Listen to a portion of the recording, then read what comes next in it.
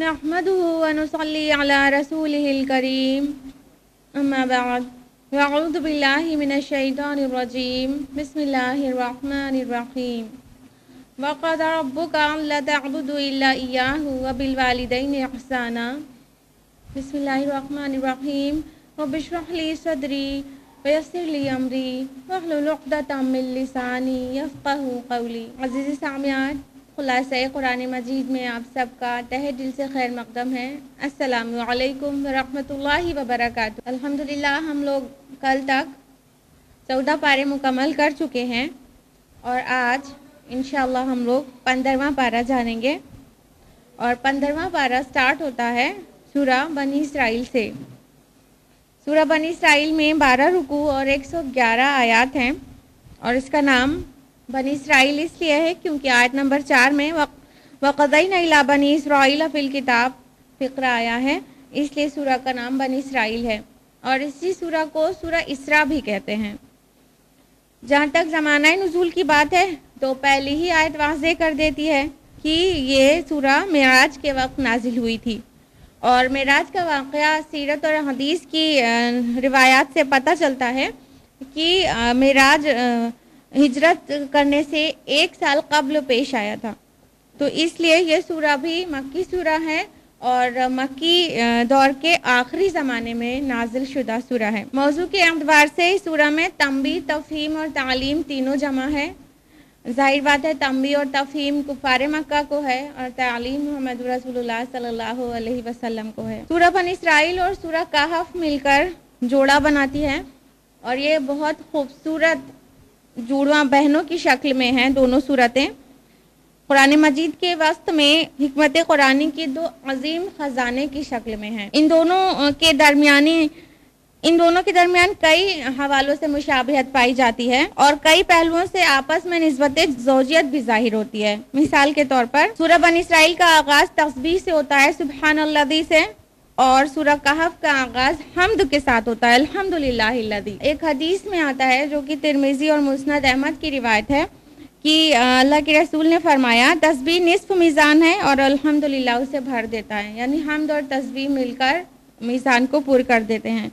तो इस तरह एक सूरा हम्द से स्टार्ट हो रही है और एक सूरा तस्बीह से। दूसरी बात यह कि सूरा बनी इसराइल की जो पहली आयत में मज़कूर है कि अल्लाह अपने बंदे को ले गया, और सूरा कहफ की पहली आयत है कि अल्लाह ने अपने बंदे पर किताब उतारी।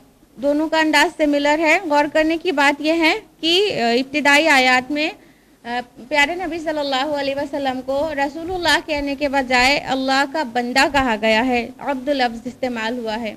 और इससे जो निस्बत होती है अब्द से वो अल्लाह की तरफ होती है क्योंकि बंदा अल्लाह का है, और रसूल की जो निस्बत है वो इंसान की तरफ है क्योंकि इंसान के लिए रसूल बनाकर भेजा गया। इसलिए जो बंदगी वाला ओहदा है वो और ऊंचा है क्योंकि उसकी निस्बत अल्लाह से है। दोनों ही सूरतों में आखिरी 2 आयात कुल से शुरू होती है और ये दोनों सूरतें आपस में इंटरलॉक्ड हैं, यानी कि बनी इसराइल जहाँ पर ख़त्म होती है तो ऐसा लगता है कि सूरा कहफ की आयत वहीं से शुरू हो गई और उसको कंटिन्यू कर रही है। मसलन कि बनी इसराइल ख़त्म होती है वक़ुलिल हम्दुलिल्लाहिल्लज़ी, कि कह दीजिए कि हम्द उस अल्लाह के लिए है। और जो कहफ सूरा कहफ स्टार्ट हो रही है तो वो अल्हम्दुलिल्लाहिल्लज़ी से स्टार्ट हो रही है कि सारी हम्द अल्लाह के लिए है। तो जैसे लगता है बस ये बनी इसराइल ख़त्म हो रही है और सूरा कहफ उसी के आगे शुरू हो रही है और आपस में बिल्कुल कंटिन्यू हो रहा है मौजू। मजमून के अतबार से सूरा बनी इसराइल का पहला रुकू बहुत ही अहम और बहुत अजीम है और इसमें बनी इसराइल की तारीख़ के 4 अदवार का तज़किरा है जो नबी सल्लल्लाहु अलैहि वसल्लम की बिअसत से पहले गुजर चुके थे, 2 उरूज और 2 ज़वाल। तो यहाँ बनी इसराइल के 2000 साला तारीख़ को 4 आयात में अल्लाह ताला ने समंदर को कूज़े में जैसे समो दिया जाए उस तरह से समो दिया है। और इसके बाद इन्हीं आयात को हम अपने लिए आईने की तरह देख सकते हैं उम्मत मुस्लिमा, क्योंकि अल्लाह के रसूल की हदीस है तिरमिज़ी अबवाबुल ईमान में दर्ज है कि मेरी उम्मत पर वो तमाम हालात वारिद होकर रहेंगे जो बनी इसराइल पर वारिद हुए, बिल्कुल उसी तरह जैसे एक जूती दूसरे के मुशाबा होती है।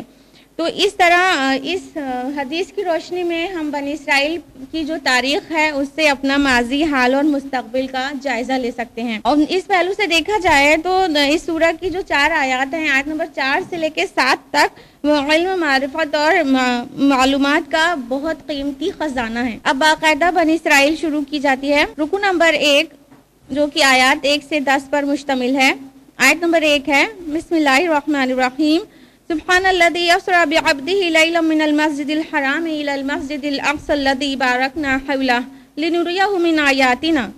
پاک ہے وہ ذات جو لے گئی راتوں رات اپنے بندے کو مسجد حرام سے مسجد اقصی تک، جس کے ماحول کو ہم نے بابرکت بنایا تاکہ ہم دکھائیں اس کو اپنی نشانیاں. یہ ظاہر بات ہے معراج کا ذکر ہو رہا ہے کہ اللہ کے رسول صلی اللہ علیہ وسلم کو معراج پیش آئی تھی. اللہ تعالیٰ نے ان کو مسجد حرام سے یعنی مکہ سے اٹھایا تو مسجد اقصی پہلے جا کر صلاح ادا کی اور اس کے بعد عالم بالا تک آپ کی رسائی ہوئی. آیت نمبر 2 میں ہے، اور ہم نے موسیٰ کو کتاب دی یعنی تورات، اور ہم نے اسے ہدایت بنایا بنی اسرائیل کے لیے. موسیٰ علیہ السلام کو کتاب ملی تھی تورات، اور اسی کے ذریعے موسیٰ علیہ السلام نے اپنی قوم کو متنبع کیا. آیت نمبر 4 ہے، اور ہم نے متنبع کر دیا تھا بنی اسرائیل کو کتاب میں کہ تم زمین میں 2 مرتبہ فساد مچاؤ گے اور بہت بڑی سرکشی کرو گے. یہاں سے ان کا تاریخی واقعہ شروع ہو جاتا ہے. ہم نے بتایا آیت نمبر 4 سے 7 میں ہے. اس آیت میں کہا جا رہا ہے کہ 2 مرتبہ زمین میں فساد مچاؤ گے اور بہت بڑی سرکشی کرو گے. تو اگر ہم تاریخ کے اوراق پلٹ کر دیکھیں تو یہ دور کیا کب آیا تھا. کہنے کا مطلب یہ ہے کہ تم اتنے نافرمان ہو جاؤ گے اور اتنا دنیا پرستی اور لغو لعب میں کھو جاؤ گے کہ تم پر عذاب الہی کا کوڑا برسے گا. تو چنانچہ عذاب الہی کا جو پہلا کوڑا برسا ہے بنی اسرائیل پر وہ 587 قبل مسیح یعنی 587 بی سی میں عراق کے نمرود نیبوکڈ نظر کے ہاتھوں برسا ہے، اور اس نے یروشلم کو پورا برباد کر دیا تھا. ہیکل سلیمانی کو مسمار کر دیا اور اس کی بنیاد تک کھود ڈالی تھی. 6 لاکھ یہودیوں کو قتل کیا اور 6 لاکھ مرد اور عورتوں کو، بچوں کو ہانکتا ہوا وہ بابل یعنی عراق کی طرف لے گیا اور وہاں 100 سال اسیری کی حالت میں رکھا، ان کو قید کر کے رکھا. تو ذلت و رسوائی کے لحاظ سے یہ ان کا بدترین دور تھا. اور اس کے بعد عزیر علیہ السلام کی اصلاحی کوششوں کے بعد ان کی نشاط ثانیہ ہو سکی تھی. عذاب الہی کا کوڑا ان پر دوسری بار یونانیوں اور رومیوں کے ہاتھوں برسا تھا. 70 عیسوی میں ٹائٹس نام کے ٹائٹس نے رومی سلطنت کی ایک سخت فوجی کارروائی کے تحت یروشلم کو تلوار کے زور پر فتح کیا. ہیکل سلیمانی ایک بار پھر سے مسمار کر دیا گیا اور جنرل ٹائٹس کے حکم پر ایک دن میں 33,000 یہودیوں کا قتل ہوا تھا اور 67,000 یعنی 67,000 کو غلام بنا لیا گیا تھا.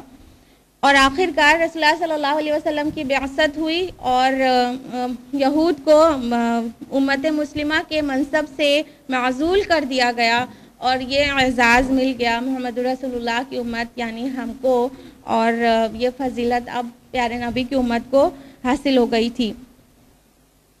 تو اس طرح بنی اسرائیل پر 2 ادوار گزرے ہیں جو بہت ہی ان کے لیے توہین آمیز ہیں اور بہت بڑے بڑے عذاب میں گزرے ہیں.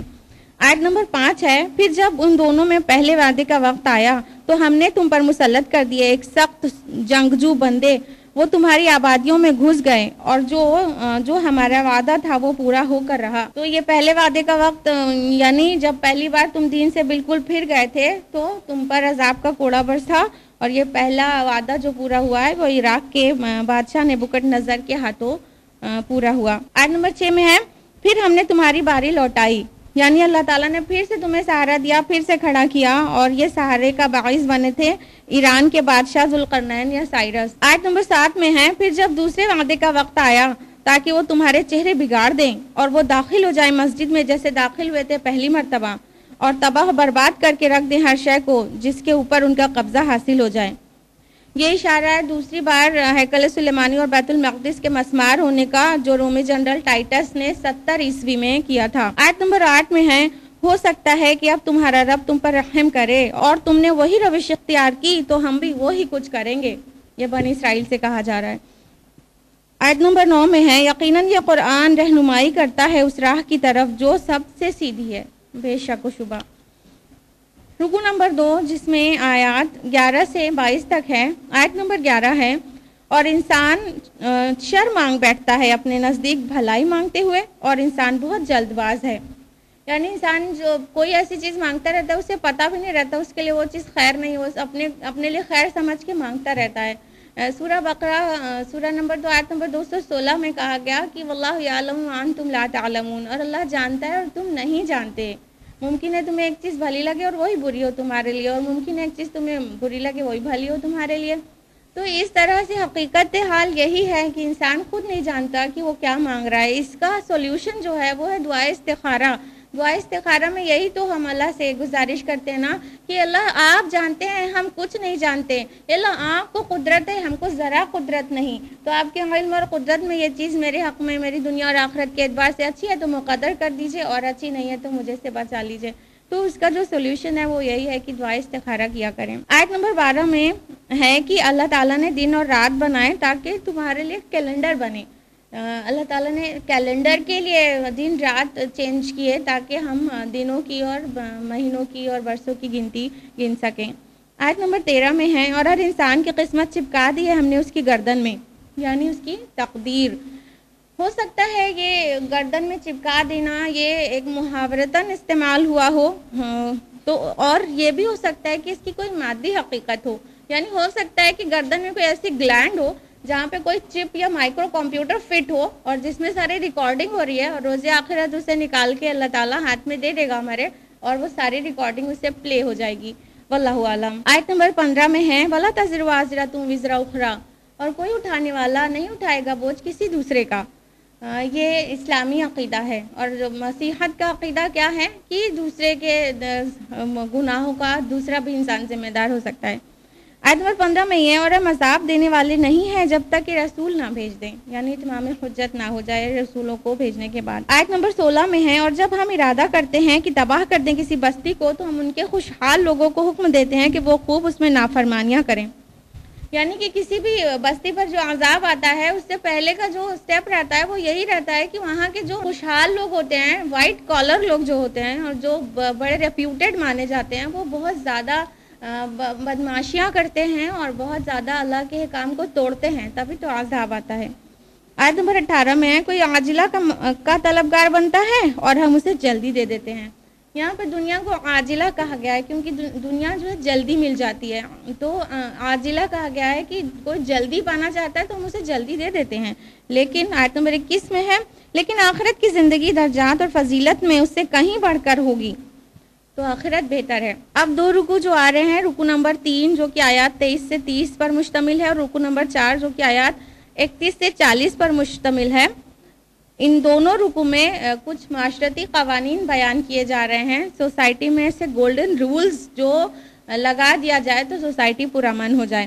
آیت نمبر 23 ہے وَقَضَىٰ رَبُّكَ أَلَّا تَعْبُدُوا إِلَّا إِيَّاهُ وَبِالْوَالِدَيْنِ إِحْسَانًا، کہ اور تمہارے رب کا قطعی فیصلہ ہے کہ تم کسی کی عبادت نہ کرنا سوائے اس کے، اور اپنے والدین کے ساتھ حسن سلوک کرنا. یہ تیسری جگہ ہے مصحف میں جہاں پہ اللہ کے حق کے بعد والدین کا حق کو بتایا جا رہا ہے. اللہ کے حق کے بعد والدین کا حق آیا ہے اس سے پہلے سورہ بقرہ آیت نمبر 183 میں، سورہ نساء آیت نمبر 36 میں، اور یہ تیسری جگہ ہے. اور اس کے بعد آئے گا سورہ لقمان آیت نمبر 14 میں. والدین کے لیے ہی آگے کہا گیا اگر پہنچ جائیں تمہارے پاس بڑھاپے کو ان میں سے کوئی ایک یا دونوں تو اف تک مت کہو اور نہ انہیں جھڑکو اور ان سے بات کرو نرمی کے ساتھ. آیت نمبر 24 میں اور جھکائے رکھو اپنے بازو ان کے سامنے عاجزی کے ساتھ اور دعا کرتے رہو رب ارحمہما کما ربیانی صغیرا، اے میرے رب ان دونوں پر رحم کر جیسے انہوں نے مجھے بچپن میں پالا. یہ والدین کے لیے دعا ہے، یہ ضرور کرنا چاہیے والدین کے حق میں. ان کا حق ہم پر یہ ہے کہ ہم انہیں اف بھی نہ کہیں، اگر بوڑھے ہو جائیں اور سٹھیا جائیں تو بھی. اس کے بعد آیت نمبر 23 سے 37 کا پورا اجمالی ہم آپ کو بتانا چاہیں گے موضوع کہ اس میں کیا کیا چیز ڈسکس ہوئی ہے، کن چیزوں کا آرڈر دیا گیا ہے. یہ کچھ سنہرے اصول ہیں جو تورات میں جو 10 کمانڈمنٹس ہیں اس سے بہت میل کھاتے ہیں. سب سے پہلی بات تو آیت نمبر 23 میں سن ہی لیا آپ نے کہ اللہ کی ہی عبادت کی جائے، اس کے علاوہ کسی کی عبادت نہ کی جائے. اور پوائنٹ نمبر 2 کہ والدین کے ساتھ حسن سلوک کیا جائے. تیسرا یہ کہ حقوق کی ادائیگی ان سبھی لوگوں کی جائے، رشتہ دار، مسکین اور مسافر. اس کے علاوہ بیجا خرچ سے پرہیز کیا جائے، اور یہ کہ سائل کو نہ جھڑکا جائے اور نہ بخل کیا جائے اور نہ ہی لٹا دیا جائے. نہ کنجوسی کرنے کی ضرورت ہے اور نہ اللہ کی راہ میں ایسا لٹا دینے کی ضرورت ہے کہ خود فقیر ہو جائے. اور یہ کہ اولاد کو مفلسی کے ڈر سے قتل نہ کیا جائے، اور یہ کہ زنا کے قریب بھی نہ جائے کوئی، اور یہ کہ بے گناہ کو قتل نہ کیا جائے، اور یہ کہ یتیم کے مال کی حفاظت کی جائے، عہد کو پورا کیا جائے، ناپ تول میں کمی نہ کی جائے، اور زمین میں اکڑ کر نہ چلا جائے. یہ کچھ سنہرے اصول ہیں جو 2 رکوع میں تفصیلات کے ساتھ بیان ہوئے ہیں. ان کو شارٹن کرنے کے بعد کچھ یہ تصویر آتی ہے. آیت نمبر 39 میں ہے، یہ ہے جو اے محمد آپ کے رب نے آپ کی طرف وحی کی ہے حکمت میں سے. تو یہ معاشرتی قوانین اگر معاشرے میں لگ جائیں تو پورا معاشرہ پرامن ہو جائے. آیت نمبر 39 اور 40 میں شرک کی مذمت ہے، اور یہ کہ مشرکین مکہ فرشتوں کو اللہ کی بیٹیاں کہتے تھے. تو اللہ تعالیٰ نے کہا یہ تو بہت گستاخی والی بات ہے، اللہ نے بیٹیاں نہیں بنایا فرشتوں کو. رکوع نمبر 5 آیت نمبر 41 سے 52 پر مشتمل ہے. آیت نمبر 41 ہے، اور ہم نے پھیر پھیر کر بیان کیا ہے اس قرآن میں اپنی آیات کو تاکہ یہ سبق حاصل کریں.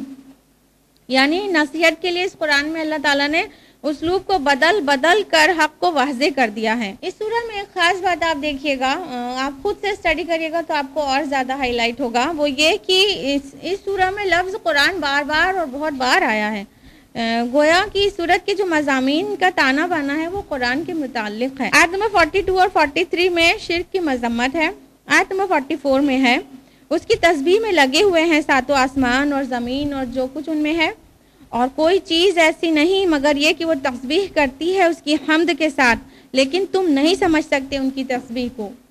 تو زمین اور آسمان کی ہر چیز اللہ کی حمد و تسبیح بیان کرتی ہے، اور رب نے کہا کہ ہم نہیں سمجھ سکتے وہ کس طرح بیان کرتے ہیں. تو ظاہر ہے ہم نہیں سمجھ سکتے. تسبیح کی ایک صورت یہ بھی ہوتی ہے کہ اللہ تعالیٰ کی جو بنائی ہوئی چیزیں ہیں وہ اپنے آپ میں اپنے خالق کا پتہ دیتی ہیں. خالق کی خلاقی اور ثانی کی صناعی کا اعلان ہے، ان کی خوبصورتی اور ان کا نظم، ان کا مدبرانہ ڈھنگ سے چلنا. تو جب کوئی پینٹنگ ہم دیکھتے ہیں اور اس کی تعریف کرتے ہیں تو کیا مطلب ہوتا ہے؟ پینٹنگ کی تعریف ہو رہی ہے؟ نہیں، ایکچولی آرٹسٹ کی تعریف ہو رہی ہوتی ہے. تو اسی طرح کائنات کی ہر چیز جو اپنے آپ میں اتنی خوبصورت اور اتنا منظم طریقے سے ہے وہ اپنے خالق کا پتہ دیتی ہے، وہ اپنے آپ میں اس کی تسبیح بیان کر رہی ہے.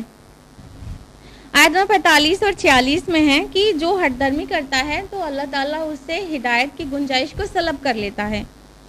آیت نمبر 47 اور 48 میں ہے کہ مشرکین جو چالے چل رہے تھے اللہ کے رسول کے خلاف اور قرآن کے خلاف اس کے تذکرہ ہے. آیت نمبر 49 میں ہے، اور وہ کہتے ہیں کہ کیا جب ہم ہو جائیں گے ہڈیاں اور چورا چورا تو کیا ہم اٹھائے جائیں گے ایک نئی تخلیق میں؟ یعنی ایمان بالآخرہ ان کے لیے کڑوی گھٹی تھی. آیت نمبر 51 میں ہے، وہی تمہیں لوٹائے گا جس نے تمہیں پہلی مرتبہ پیدا کیا. اور آیت نمبر 52 میں ہے، اور تم گمان کرو گے تم نہیں رہے مگر بہت تھوڑا سا. یعنی انسان جب قیامت کے دن اٹھے گا وہاں کی ہولناکی دیکھ کر اس دنیا کی سارے عیش و عشرت بھول جائے گا، اور اسے لگے گا کہ دنیا میں ہم بہت پل کے لیے ٹھہر کر آئے ہیں. اتنا بڑا پہاڑ جیسا دن ہوگا وہاں پر. رکو نمبر 6 آیات 53 سے 60 پر بیسڈ ہے. آیت نمبر 53 میں ہے، اور آپ میرے بندوں سے کہہ دیجئے کہ وہی بات کہیں جو بات اچھی ہو. آیت نمبر 57 میں ہے کہ وہ لوگ جنہیں یہ پکارتے ہیں وہ تو خود اپنے رب کا وسیلہ تلاشتے ہیں کہ کون اس سے زیادہ قریب ہے. تو اللہ کے علاوہ جو کسی کو پکارا جاتا ہے وہ لوگ خود ہی رب کا وسیلہ، رب کا قرب حاصل کرنے کی فراق میں لگے رہتے ہیں کہ کس طرح اپنے رب کے اور قریب جائیں، اور رب کا وسیلہ تقویٰ کے علاوہ کچھ نہیں ہو سکتا. اور امیدوار رہتے ہیں اس کی رحمت کے اور ڈرتے ہیں اس کے عذاب سے. واقعتاً آپ کے رب کا عذاب ڈرنے کی چیز ہے. آیت نمبر 60 میں ہے، اور نہیں بنایا ہم نے اس مشاہدے کو جو ہم نے آپ کو دکھایا تھا مگر ایک فتنہ لوگوں کے لیے.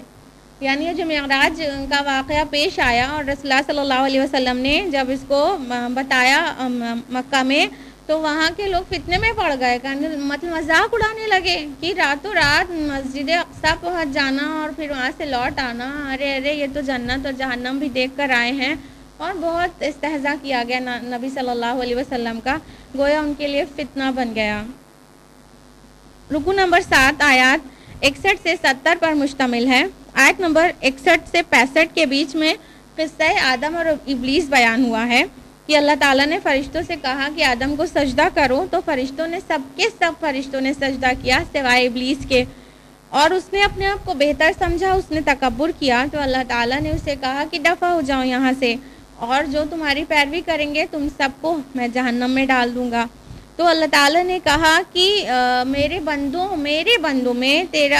بندوں پر تیرا کوئی بھی اختیار نہیں ہے، یعنی وہ جو مخلصین کا لایا تھا، تو مخلصین پر شیطان کا کوئی بھی اختیار نہیں ہے۔ آیت نمبر 66 سے 69 کے درمیان ہے کہ جب انسان کو کوئی مصیبت پہنچتی ہے سمندر میں تو وہ یکسو ہو کر اللہ کو پکارنے لگتا ہے، اور جب اللہ تعالیٰ اسے بچا لیتا ہے تو وہ قطعی ناشکرہ ہو جاتا ہے۔ تو اللہ تعالیٰ کہتے ہیں کہ کیا اللہ تعالیٰ زمین پر ان کے اوپر کوئی عذاب نہیں لا سکتا؟ کیا ان کو زمین میں دھسا نہیں سکتا؟ کیا ان کے اوپر زلزلہ نہیں لا سکتا؟ کیا زمین پہ ان پہ عذاب لانے پہ قادر نہیں ہے؟ وہ تو اس بات پہ بھی قادر ہے کہ اسے دوبارہ پھیر لے جائے سمندر میں اور وہیں پر بھی غرق کر دے۔ آیت نمبر 70 میں ہے وَلَقَدْ كَرَّمْنَا بَنِي آدم، اور ہم نے بڑی عزت بخشی ہے اولاد آدم کو، اور ہم اٹھائے پھرتے ہیں اس کو خشکی اور سمندر میں، اور ہم نے انہیں پاکیزہ چیزوں سے رزق عطا کیا ہے، اور انہیں فضیلت دی ہے اپنی بہت سی مخلوق پر، بہت بڑی فضیلت یقیناً۔ تو آدم اور اولاد آدم کو اللہ تعالیٰ نے اشرف المخلوقات بنایا۔ رکوع نمبر 8 جو کہ آیات 71 سے 77 پر مشتمل ہے، آیت نمبر 72 ہے، اور جو کوئی دنیا میں اندھا رہا وہ آخرت میں بھی اندھا ہوگا۔ دنیا میں اندھا رہا کا مطلب یہ نہیں ہے کہ جس کو دنیا میں آنکھیں نہیں ملی تھیں، جو بینائی نہیں ملی تھی، وہ آخرت میں بھی اندھا اٹھے گا، نہیں۔ یہاں پر جو اندھے پن کو کہا گیا ہے دنیا میں اندھا، وہ دل کا اندھا کہا گیا ہے، روح کا اندھا، قلب کا اندھا کہا گیا ہے، یعنی حیوانی سطح پر جو زندگی بسر کر رہا ہے کہ اس کی آنکھیں تھیں اس کے سر میں لگی ہوئی لیکن اس سے دیکھتا نہیں تھا، اس کے کان تھے لیکن اس سے سنتا نہیں تھا، تو ایسے حیوانوں کے لیے کہا گیا ہے کہ وہ آخرت میں اندھا اٹھایا جائے گا اور بھٹکتا پھرے گا۔ آیت نمبر 74 میں ہے اور ہم آپ کو ثابت قدم نہ رکھتے تو عین ممکن تھا کہ آپ ان کی طرف کچھ نہ کچھ جھک ہی جاتے، اور اگر ایسا ہو جاتا تب ہم آپ کو دگنی سزا دیتے زندگی میں اور دگنی سزا دیتے موت پر، پھر نہ پاتے آپ ہمارے مقابلے میں کوئی مددگار۔ اللہ اللہ، کتنی سخت آیت ہے۔ اللہ تعالیٰ اپنے پیارے نبی سے کہہ رہا ہے کہ اگر ہم آپ کے اوپر رحم نہ کرتے اور آپ کو ثابت قدم نہ رکھتے تو کچھ نہ کچھ آپ جھک جاتے کفار کی طرف۔ ان کا ہر وقت کا یہ ڈیمانڈ رہتی تھی نا کہ اے محمد کچھ کمپرومائز کرو، کچھ تبدیلی کرو، کچھ ترمیم کرو قرآن میں، یہ تو بہت ریجڈ ہے، کچھ فلیکسیبلٹی لاؤ، کچھ ہماری مانو کچھ ہم تمہاری مانیں۔ تو اس طرح سے مصالحت کے لیے بہت زبردست ان کی طرف سے آفر تھا۔ اللہ تعالیٰ فرما رہے ہیں کہ اگر ہم آپ کو ثابت قدم نہ رکھتے تو آپ کچھ نہ کچھ جھک جاتے، اور پھر سزا بیان کر دی گئی کہ ڈبل پنشمنٹ ملتی۔ ایسا ہرگز نہیں ہوا، لیکن یہ بات اپنے آپ میں ظاہر کرتی ہے کہ بہرحال رب رب ہے اور بندہ بندہ ہے۔ رکوع نمبر 9 جو کہ آیات 78 سے 84 پر بیسڈ ہے، آیت نمبر 78 میں نماز پنجگانہ کا حکم آیا ہے۔ اقم الصلاۃ لدلوک الشمس الی غسق اللیل وقرآن الفجر، اور قائم رکھیے نماز کو سورج ڈھلنے سے لے کر رات کے تاریک ہونے تک، اور قرآن کا پڑھنا فجر کے وقت۔ اس چھوٹے سے فقرے میں 5 وقت کی نمازوں کا ذکر آ گیا، سورج ڈھلنے سے لے کر رات کے اندھیرے ہو جانے تک۔ تو سورج ڈھلتا ہے، ظہر کی صلاح ہوتی ہے، اس کے بعد پورا سلسلہ ہے اندھیرا ہونے تک، عصر مغرب عشاء، اور پھر قرآن الفجر، اور قرآن کا پڑھنا فجر میں، فجر کی صلاح کے لیے ہو گیا۔ تو اس طرح 5 وقت کی نمازوں کا حکم آ گیا۔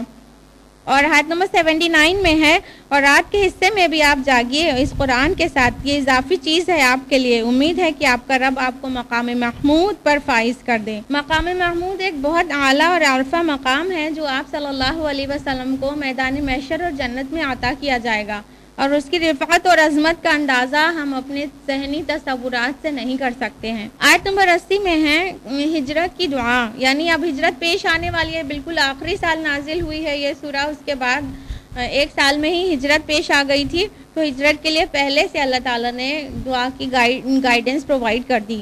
اے میرے رب مجھے داخل کر عزت کا داخل کرنا، اور مجھے نکال عزت کا نکالنا، اور مجھے خاص اپنے پاس سے مددگار قوت عطا فرما. آیت نمبر 81 میں ہے وَقُلْ جَاءَ الْحَقُّ وَزَهَقَ الْبَاطِلُ إِنَّ الْبَاطِلَ كَانَ زَهُوقًا، اور حق آ چکا اور باطل نابود ہو گیا، یقیناً باطل تھا بھی نابود ہو جانے والا. ابھی یہ بات جو مکہ فتح ہوا ہے وہ اس میں ابھی 8 سال باقی ہیں. جب ہجرت ہوئی ہے تو 8 ہجری کو مکہ فتح ہوا ہے، لیکن 8 سال سے زیادہ پہلے ہی یہ آیت نازل ہو گئی، یعنی کہ عالم امر میں اس کا فیصلہ ہو چکا تھا. تو آپ صلی اللہ علیہ وسلم کی زبان مبارک سے یہ اعلان کرایا جا رہا ہے کہ بس اب حق آ ہی چکا. اور آپ صلی اللہ علیہ وسلم نے اسی آیت کو تلاوت کرتے ہوئے فتح مکہ کے وقت بتوں کو گرایا تھا حرم سے. آیت نمبر 84 ہے قُلْ كُلٌّ يَعْمَلُ عَلَى شَاكِلَتِهِ، کہ آپ کہہ دیجئے کہ ہر کوئی اپنے شاکلہ کے مطابق ہی عمل کرتا ہے. شاکلہ ایک دفعہ ہم آپ کو اور بتا چکے ہیں کہ سانچے کو کہتے ہیں، اور یہ سانچہ بنتا ہے شاکلہ ہمارے اور آپ کے لیے 2 چیزوں سے. ایک تو جو ہیریڈیٹری جینز ہم کو ملے ہیں اللہ کی طرف سے، ہمارے آباء و اجداد سے ٹرانسمٹ ہوئے ہیں، اور دوسرا جس ماحول میں پرورش اور تربیت ہوئی ہے وہ، یہ دونوں چیز ملا کے انسان کو جو ملتا ہے وہ شاکلہ ہے. اور ہر انسان اس کے اکارڈنگلی عمل کرتا ہے، اور اس کے اکارڈنگلی اس سے پوچھا جائے گا. آیت نمبر 85 میں ہے اور اے نبی صلی اللہ علیہ وسلم، یہ لوگ آپ سے پوچھتے ہیں روح کے بارے میں، آپ فرما دیجئے روح میرے رب کے امر میں سے ہے، اور تمہیں نہیں دیا گیا علم مگر بہت تھوڑا. یہ کیا تھا؟ یہ یہودیوں کا سوال تھا جو قریش مکہ کے ذریعے انہوں نے پوچھوایا تھا کہ روح کی کیا حقیقت ہے، اور اصحاب کہف کا کیا معاملہ تھا، اور ذوالقرنین کون تھے. تو اصحاب کہف اور ذوالقرنین کا جواب تو اگلی سورہ کہف میں دیا گیا ہے، اور روح کا جواب یہاں پر دیا گیا ہے. وہ بھی صرف اتنا دیا گیا ہے کہ میرے رب کے امر میں سے ہے، یعنی روح کا تعلق عالم غیب سے ہے، عالم امر سے ہے. اور آپ کو اتنا علم نہیں دیا گیا ہے عالم امر کا، اس لیے بس جس طرح بتا دیا گیا اسی طرح ایمان لانا ہوگا، غیب پر ایمان لانا ہوگا. آیت نمبر 88 ہے آپ کہہ دیجئے کہ اگر جمع ہو جائیں تمام انسان اور تمام جن اس بات پر کہ وہ اس قرآن کے مانند لے آئیں تو نہیں لا سکتے، اور نہیں لا سکیں گے اس کی مانند، اگرچہ وہ ایک دوسرے کی مددگار بھی بن جائیں. بے شک و شبہ اس میں بھی چیلنج کا سا انداز ہے. آیت نمبر 90 سے 93 میں ہے کہ مشرکین رسول اللہ صلی اللہ علیہ وسلم سے بار بار معجزات کا مطالبہ کرتے رہتے تھے. یہاں پر جواب میں صرف ایک بات کہی گئی ہے، آپ کہہ دیجئے کہ میرا رب پاک ہے اور میں نہیں ہوں مگر بشر رسول. رکو نمبر 11 جو کہ آیات 94 سے 100 پر بیسڈ ہے. آیت نمبر 94 اور 95 میں ہے کہ مشرکین کہتے تھے رسول اللہ صلی اللہ علیہ وسلم سے کہ ہم اپنے جیسے انسان کو خدا کا رسول کیسے تسلیم کر لیں. آیت نمبر 96 میں آپ کہہ دیجئے کہ اللہ کا گواہ ہونا کافی ہے میرے اور تمہارے درمیان. آیت نمبر 98 میں موت کے بعد جو دوبارہ زندگی کا انکار کرتے تھے اس کا تذکرہ ہے. اور آیت نمبر 100 میں یہ ہے کہ انسان بہت تنگ دل ہے، یعنی وہ خرچ نہیں کرنا چاہتا. رکو نمبر 12 جو آیات 101 سے 111 پر بیسڈ ہے، لاسٹ رکو ہے. آیت نمبر 101 ہے اور ہم نے موسیٰ کو 9 نشانیاں عطا کی تھیں. موسیٰ علیہ السلام کی 9 نشانیاں کون کون سی تھیں؟ ایک تو عصائے موسیٰ جو اژدہا بن جاتا تھا، دوسرا ید بیضاء، اور 7 نشانیاں سورہ اعراف کی آیت نمبر 130 اور 133 میں مینشنڈ ہے. ان میں سے ہے تیسری نشانی قحط سالی، اور چوتھی یہ کہ پھلوں اور فصلوں کا نقصان، 5ویں طوفان، 6ٹھی ٹڈی دل، 7ویں چچڑیاں، 8ویں مینڈک اور 9ویں خون. یہ 9 نشانیاں 9 معجزات عطا کیے گئے تھے موسیٰ علیہ السلام کو. آیت نمبر 105 میں ہے اور ہم نے اس قرآن کو حق کے ساتھ نازل کیا ہے اور یہ حق کے ساتھ ہی نازل ہوا ہے بے شک. آیت نمبر 106 میں ہے اور ہم نے اس کو اتارا ہے تھوڑا تھوڑا کر کے، یعنی قرآن مجید کی جو تنزیل ہوئی ہے 23 سالوں میں، لیونر کیلنڈر سے دیکھیں 23 سال اور سولر کیلنڈر سے دیکھیں تو 22 سال، تو وہ اس مقصد سے ہوئی ہے تاکہ دھیرے دھیرے ہیمر اینڈ ڈاؤن ہوتا جائے اور لوگوں کو سمجھ میں آتا جائے. ایک ساتھ سارا چیز انڈیل نہیں دیا گیا ہے کہ مشکل میں پڑ جائے انسان. آیت نمبر 110 میں ہے قُلِ ادعُوا اللَّهَ عَبِدُ الرَّحْمَنِ أَيَّمَّا تَدْعُوا فَلَهُ الْأَسْمَاءُ الْحُسْنَى. کہ اللہ کہہ کر پکارو یا رحمان کہہ کر، جو بھی نام سے پکارو اسی کے خوبصورت نام ہیں۔ تو جتنے بھی اللہ کے اسماء حسنہ ہیں اس میں سے کسی بھی نام سے ہم اللہ کو پکار سکتے ہیں۔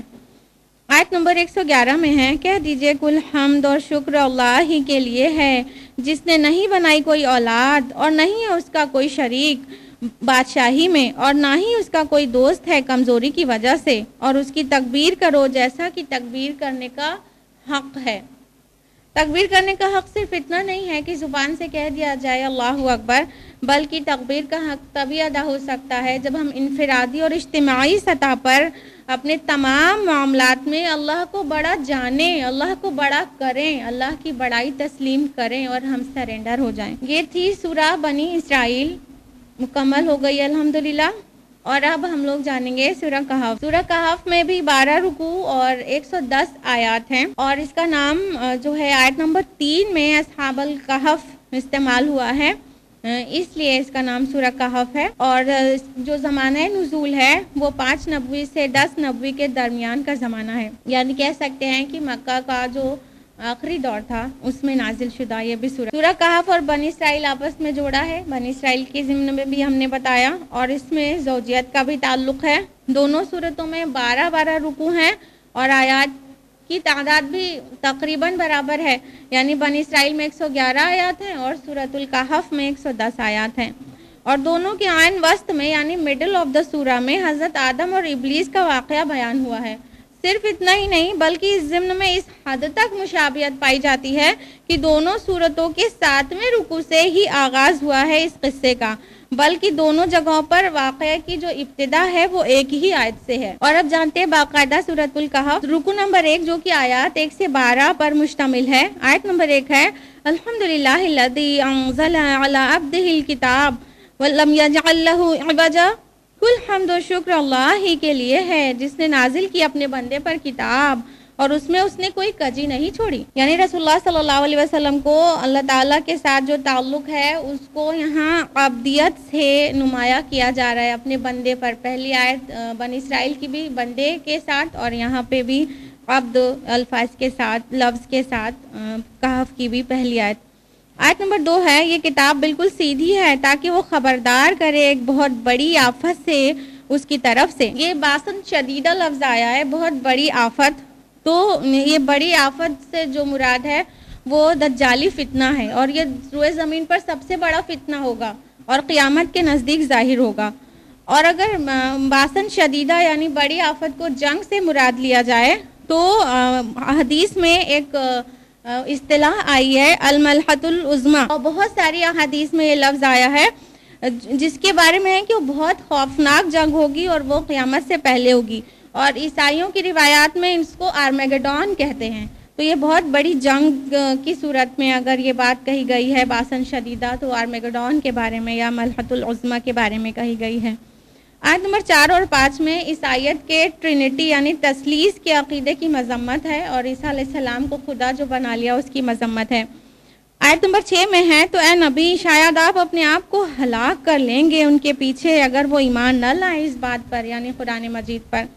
یعنی رسول اللہ صلی اللہ علیہ وسلم کو یہ غم کھائے جاتا تھا کہ ٹرینٹی کا جو عقیدہ ہے اس کے نتائج بہت بھیانک ہوں گے، اور یہ اگر قرآن کی بات نہیں مانیں گے تو اپنے بھیانک نتائج کے ساتھ ظہور ہوگا ٹرینٹی اور تثلیث کا۔ آیت نمبر 7 میں ہے، یقیناً ہم نے بنا دیا ہے جو کچھ زمین پر ہے اسے اس کا بناؤ سنگھار۔ آپ غور کریے گا کہ اس سورت کا جو موضوع ہے وہ اس کا عمود جو ہے وہ آرائش و زیبائش ہے، اور دنیا کی جو لہو و لعاب ہے اور دنیا کی جو سجاوٹ ہے، زینت، یہی سورہ کا جو موضوع ہے اس کا عمود ہے۔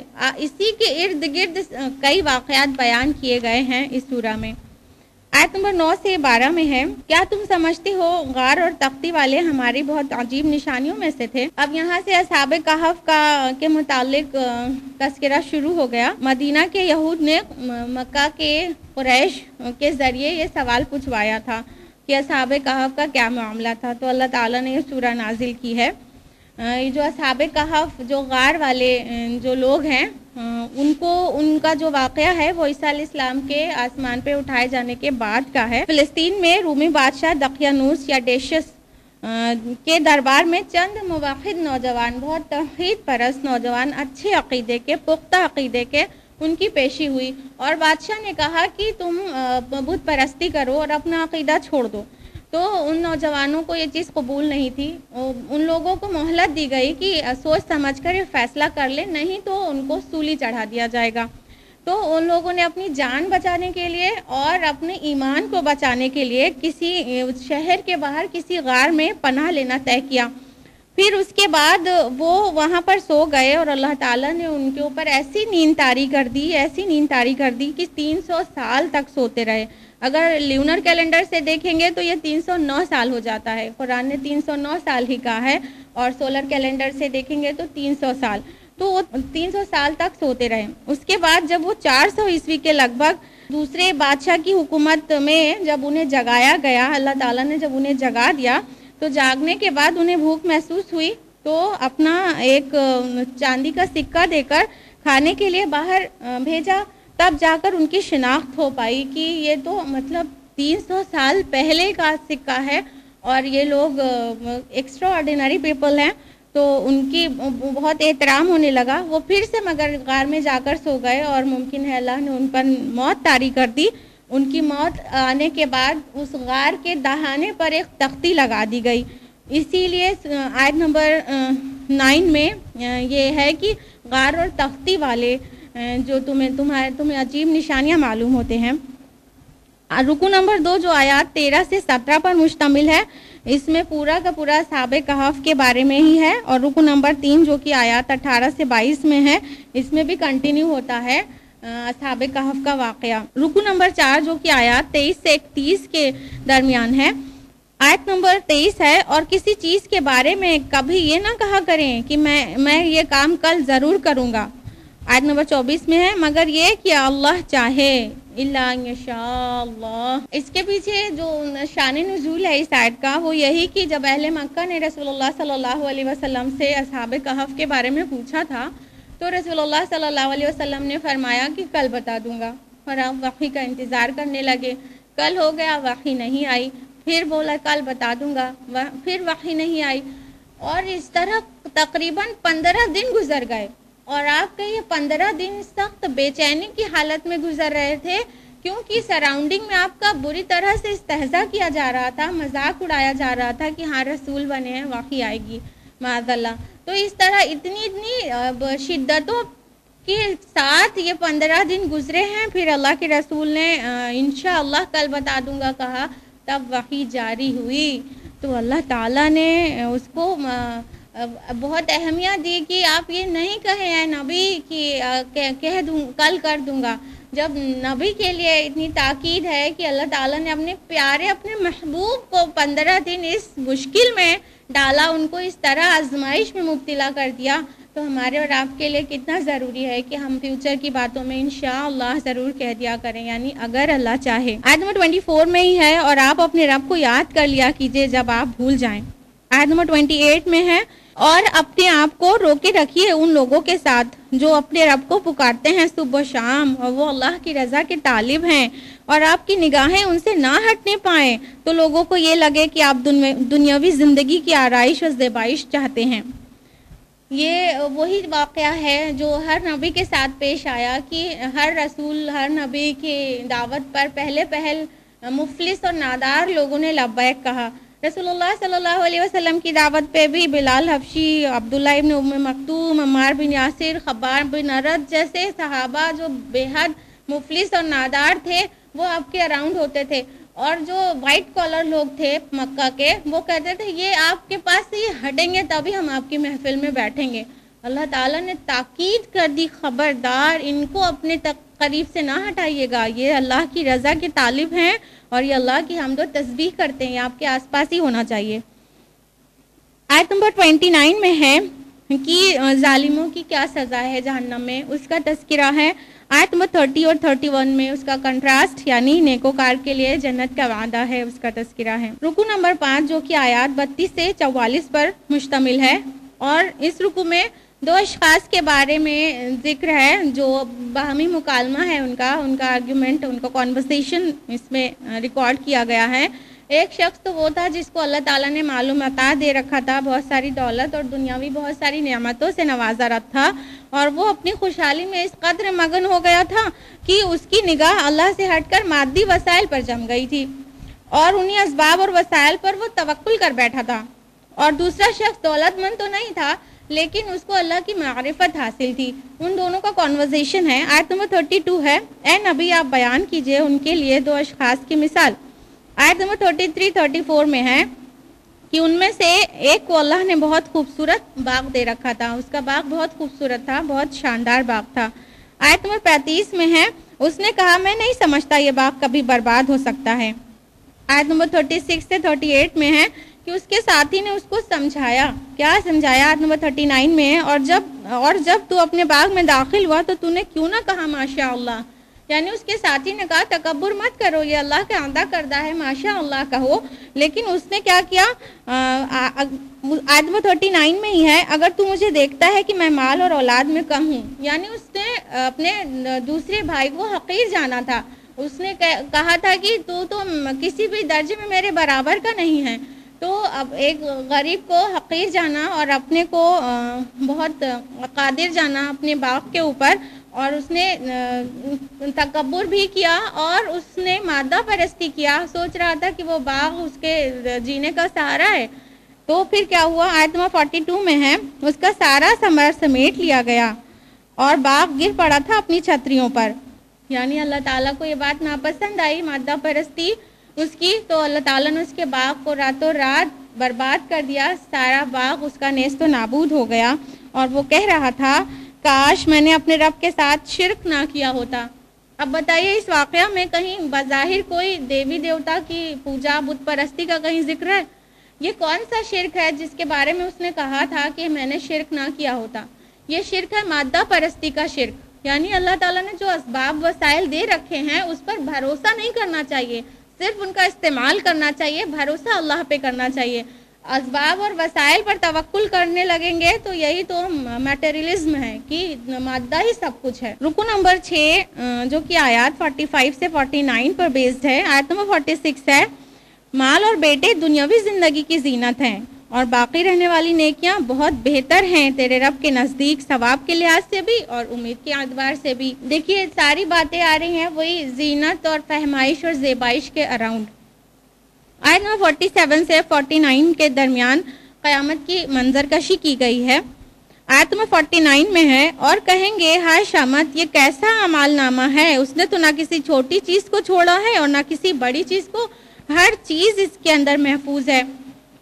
تو جو نامہ اعمال ملے گا انسان کا، اس میں ایک چھوٹی ذرہ برابر بھی نیکی اور بدی اس سے غائب نہ ہوگی۔ انسان حیران ہو جائے گا، اتنی ہائی پاور ریکارڈنگ ہوئی ہے۔ رکو نمبر 7 جو کہ آیات 50 سے 53 پر مشتمل ہے، اس میں قصہ آدم اور ابلیس ہے، اور ابھی ہم نے جانا ہے سورہ بنی اسرائیل میں قصہ آدم اور ابلیس۔ رکو نمبر 8 جو کہ آیات 54 سے 59 پر بیسڈ ہے، آیت نمبر 54 میں ہے، اور ہم نے پھیر کر بیان کر دی ہیں اس قرآن میں لوگوں کے لیے مثالیں ہر قسم کی۔ یہ آیت بنی اسرائیل کی آیت میں 89 سے بہت مشابہت رکھتی ہے، ذرا سے لفظی فرق کے ساتھ دوبارہ آئی ہے، لیکن انسان تمام مخلوق سے بڑھ کر جھگڑالو ہے۔ آیت نمبر 55 میں ہے کہ آباء و اجداد کی پیروی انسان کو ہدایت حاصل کرنے سے روک دیتی ہے، یعنی کیا چیز روک رہی ہے انسان کو ہدایت حاصل کرنے سے؟ یہ چیز کہ وہ ان کے آباء و اجداد یہ نہیں کچھ اور کرتے تھے۔ آیت نمبر 56 ہے، اور ہم نہیں بھیجتے رسولوں کو مگر خوشخبری دینے والے اور خبردار کرنے والے بنا کر۔ آیت نمبر 57 اگرچہ آپ بلائیں انہیں ہدایت کی طرف تب بھی وہ کبھی ہدایت نہیں پائیں گے۔ آیت نمبر 59 میں ہے، اور ہم نے مقرر کر دیا تھا ان کی ہلاکت کے لیے وعدے کا ایک وقت۔ یہ تھا پارہ نمبر 15، اور اس کے ساتھ ہی اللہ کے بے پناہ فضل و کرم سے ہم لوگ نصف قرآن مکمل کر چکے ہیں، یعنی 15 پارے مکمل ہوئے الحمدللہ۔ آج کے لیے اتنا ہی۔ اللہ تعالیٰ آپ سب کو بہت جزائے خیر دے قرآن مجید سننے کے لیے۔ وآخر دعوانا الحمدللہ رب العالمین، والسلام علیکم ورحمۃ اللہ وبرکاتہ۔